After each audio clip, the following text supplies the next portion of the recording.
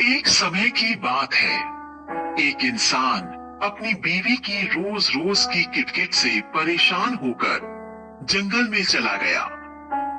वो इंसान थोड़ा सा धार्मिक किस्म का था। इसी से वो एक पेड़ के नीचे बैठकर भगवान का ध्यान लगाने लगा और अपनी जिंदगी में आ रही परेशानियों से छुटकारा दिलाने के लिए भगवान से प्रार्थना करने लगा। जंगल में उसने उस पेड़ के नीचे बैठकर आंखें बंद ही की थी कि उसे विचार आया, अरे पहले अपने खाने पीने का इंतजाम तो कर ले, वरना रात हो जाने पर खाना भी नहीं मिला तो भूखा ही सोना पड़ेगा। ये सोचकर वो अपनी जगह से उठकर कुछ आगे गया तो उसकी नजर एक लोमड़ी पर पड़ी। वो लंगड़ाते हुए चल रही थी। उसका पैर टूटा हुआ था। ये देखकर वो इंसान सोचने लगा, ऐसी हालत में भी इस जंगली जानवरों से भरे जंगल में ये लोमड़ी जिंदा कैसे है? इसके जख्म तो कई दिन पुराने लग रहे हैं, तो ये अब तक जीवित कैसे है? ये अपने खाने पीने का इंतजाम कैसे करती होगी? तभी वहां उसे शेर के दहाड़ने की आवाज सुनाई दी। वो शेर की आवाज सुनकर बुरी तरह से घबरा गया। शेर उसकी तरफ भी चला आ रहा था। उसने एक नजर अपने पास खड़ी लोमड़ी पर डाली। लोमड़ी बेबस नजरों से उसकी तरफ देख रही थी। शेर तेज कदमों से चलता हुआ उन दोनों की ही तरफ आ रहा था। वो इंसान घबराकर पेड़ पर जाकर चढ़ गया। लोमड़ी अपनी टूटी टांग के कारण भाग नहीं सकती थी। वो वहीं खड़ी रह गई।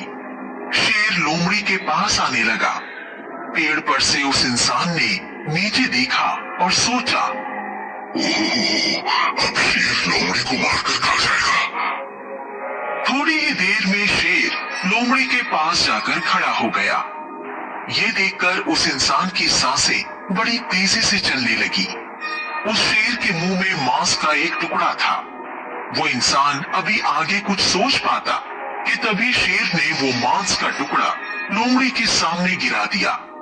लोमड़ी बड़े आराम से बिना डर के मांस के उस टुकड़े को खाने लगी। थोड़ी देर बाद शेर वहां से चला गया। ये नजारा देखकर उस इंसान को बड़ा आश्चर्य हुआ। वो सोचने लगा, ये कैसे हो सकता है? शेर लोमड़ी का शिकार करने की जगह उसे खाना देकर गया। ये तो बड़ी अजीब बात है।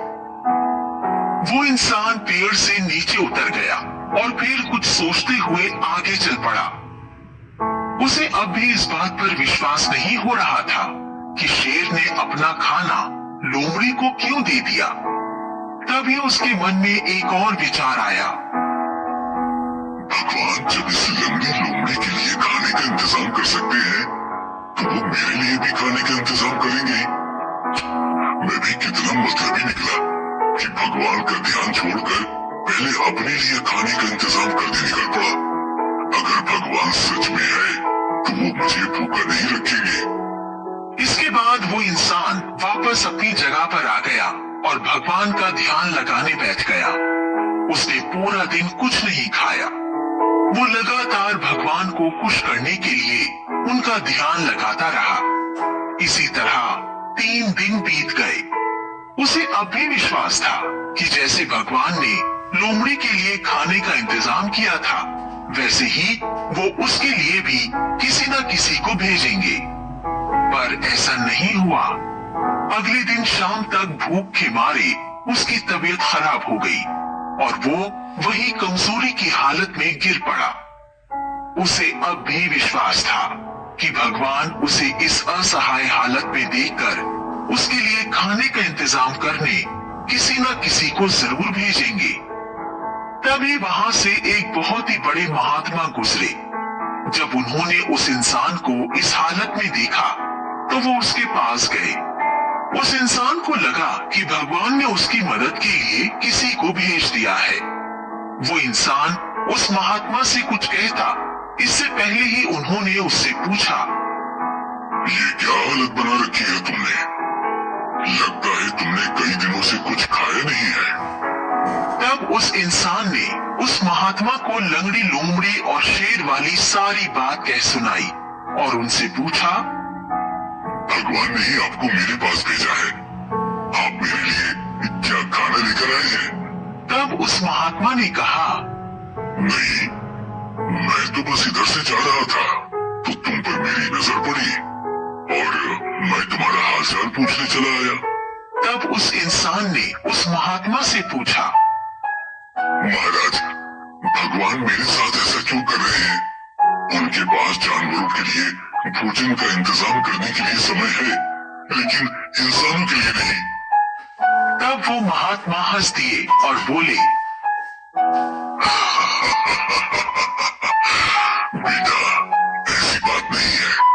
भगवान सबकी मदद करते हैं। वो तुम्हारी भी मदद करना चाहते हैं, लेकिन बात यह है कि वो तुम्हें लोमड़ी नहीं, शेर बनाना चाहते हैं। उन्होंने तुम्हें शेर की जगह पर रखा, पर तुमने खुद को लोमड़ी की जगह पर रख दिया। उस महात्मा की बात सुनकर उस इंसान की आंखें खुल गईं और अब उसे अपने बीवी बच्चों को अकेला छोड़कर आने पर पछतावा होने लगा। वो महात्मा तो अपनी बात कहकर वहां से चले गए, लेकिन उस इंसान को समझ आ गया कि हम सबके भीतर क्षमताओं का बहुत बड़ा खजाना है, लेकिन हम उसका उपयोग पूरी तरह से नहीं करते हैं और दूसरों से मदद की आशा रखने लगते हैं। अपनी समस्याओं से भागने से उसका हल नहीं मिलता है, बल्कि उस समस्या को अपने हाथों में लेकर उसे खुद सुलझाना पड़ता है।